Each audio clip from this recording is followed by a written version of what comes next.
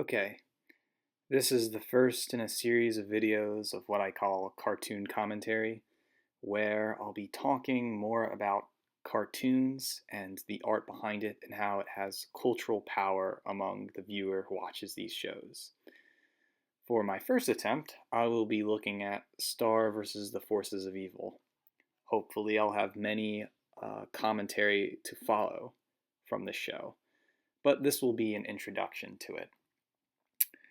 So, what I like to do when I'm home from work is I like watching cartoons on the TV. Um, I'll watch, from Cartoon Network and Nickelodeon and Disney XD, but Disney XD is the most interesting of the networks, is because their cartoons are unapologetically West Coast. These cartoons are also deep ingrained within Sweple culture, stuff white people like culture, and they could pass as this like G-rated Christian cartoons, though the message is not there. It's kind of you could change the message around to mean that, and so it's also true that starting in the '90s there was these really grimdark cartoon shows like the Max and like Invader Zim and Courage the Cowardly Dog. But now the millennials grew up, and supposedly the Gen Xers, that when they got into power in cartooning, they've been expressing this weird new art style that relates to like Tumblr art or some kind of post lowbrow. It's no longer lowbrow, but some post form where probably you would think the fan fiction of DeviantArt has finally came on our networks. But more importantly, a lot of these cartoonists probably watched 90s anime when growing up and basically were never told to like American animation. So they paid more attention to Japanese animation, work it in their Adobe Macromedia Flash, and then make now digital cartooning, no longer, like handed paper. It's kind of now just digital. Everything's on this iPad with a magic pen. And so, what makes Star versus the Forces of Evil a really interesting cartoon show is that I think it plays on that tween age years between not like 14 and maybe coming across 17, maybe high school.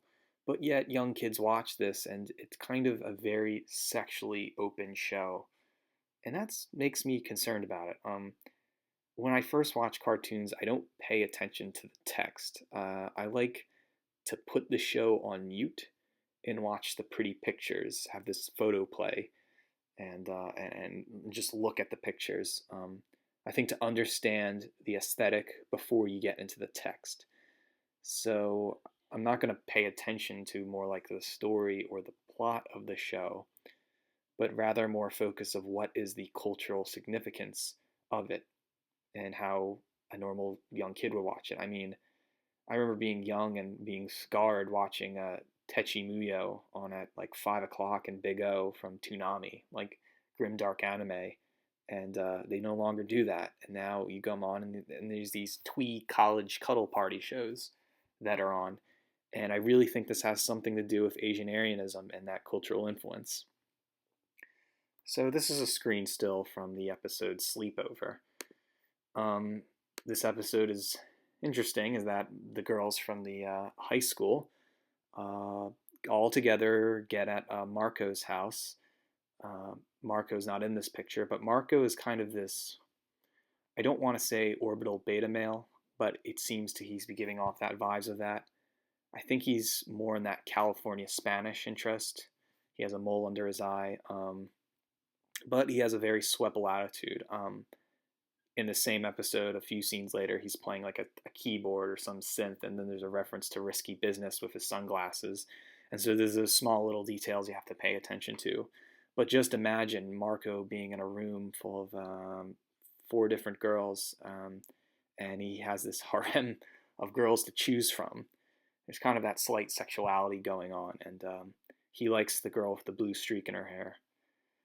Now, I had this one theory. I kind of have this Laura Mulvey theory about looking at film. Now, Mulvey is this feminist where she argues that it's impossible to get away from the male gaze. And I think Star advocates the male gaze in such a new way. And it's very anti feminist in that way that it's a male gaze.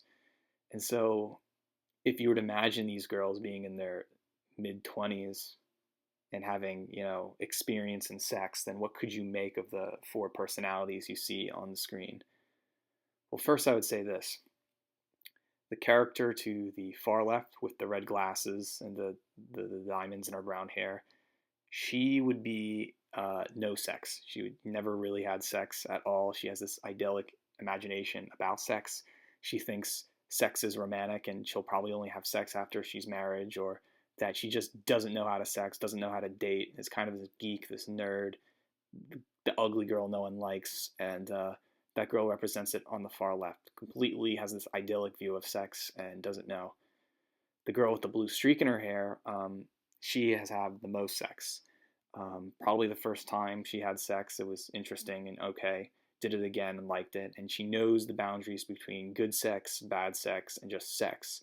And the girl with the blue streak in her hair gets sex a lot. She's got tits growing, a nice round ass. She knows what men like. She knows how to do herself. For Star, with the blonde hair that's streaking out, my argument is, first time she had sex, it was really good.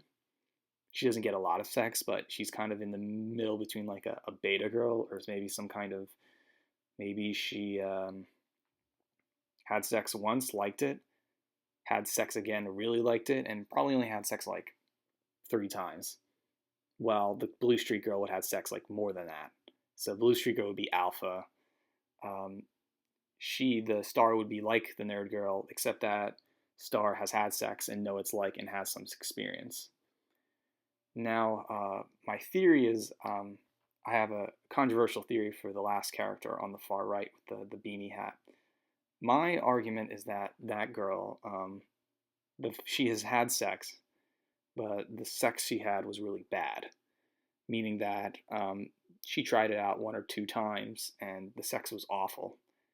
And each kind of was just a grown up to losing her innocence and being guilt ridden. And so that's why she's kind of this lazy character that doesn't really have. She knows the world and she has any experience, but her view of sex is, ew, it's like, okay, it's like you do it after a party.